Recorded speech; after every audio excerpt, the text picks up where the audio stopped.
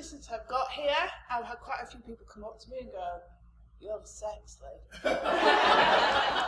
I'm like, okay, no, I'm the good sex lady. Let's get it right. So, and what I found was, as my fertility clients came through and were being sent by the doctors, that actually what I was working with was sexual dysfunctions. It was people having fertility treatment because they got erectile dysfunction, they got vaginismus, they've got no libido, all kinds of stuff. And we started working with those rather than with the fertility. So that's where all this kind of came from and started, and has expanded and has been refined over the last 15 years. At the moment, in life, even in hypnosis, everything needs to be fast. It's fast inductions, rapid this, the world is fast, we have everything from A to B as quickly as possible. And actually, you know, with sex, it's kind of the exact opposite of what we need to be doing. We need to take the pressure off it, and we need to take the pressure off it when we're doing hypnosis with it too. You know, it's that kind of cookies are fun, they'll do the job, but, you know, sometimes we just need to take our time. We need to understand what's going on with that particular client and their process, because every process is different. We need to really listen. Hi, there's a manual on the back there for you. We need to listen, we need to adapt accordingly. This isn't, you know, you're not going to learn, this is what you do for erectile dysfunction, this is what you do for premature ejaculation, because how people get to that point are different. It's, we're treating causes here, we're not treating symptoms. If you listen, respond, then the magic really happens, and that's just therapy, you know, the sex and all that kind of stuff just comes as well. Well, this will be full of innuendo, so just embrace that. You can't, it's just the way it is. All right, so what I want you to do, I just want you to imagine these two scenarios. First one is a woman walks into the doctor's office complaining of a low libido. What happens? What happens in that consultation?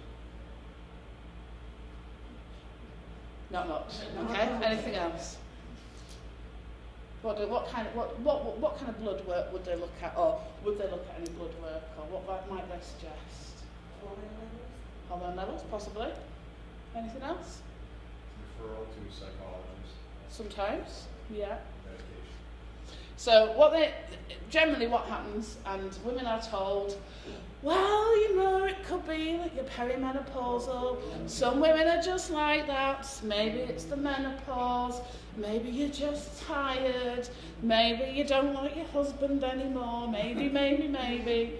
And actually, what the woman's saying is, I've got no libido. My libido has gone. Something really fundamental part of me being a human being has gone flying out of the window. And you'll go, well, maybe you're tired. And all that, it's not, you know, it's just not right, is it? Because if a man walks into the doctor's office and says that, it's like, wow, we'll get your blood work done, here's some Viagra, oh my God, how are you going to cope? You can't have sex. Totally different, isn't it? And which leads to this. What is sexual freedom? And if you kind of Google that, if you look it up in the dictionary, it's really interesting as to what the definition of sexual freedom is. There isn't really one, but most of them are based on promiscuity, free love, you know, derived from all kinds of different things. And that isn't what this course is about. It's not about, you know, it's not about erotic hypnosis. That's something that I get asked a lot. This is about real relationships, real sex, not hypnotic orgasms. So it's about the ability to choose, and that's the choose to have a consenting, confident, satisfying sex life in the absence of dysfunction, guilt and shame. And it's those three last words that this whole course is about, essentially, is these dysfunctions, guilt and shame, which I'm sure, do you all work within these clients that have sexual issues at the moment? Mm-hmm. Yeah. And it's the guilt and the shame, isn't it, that comes flying through.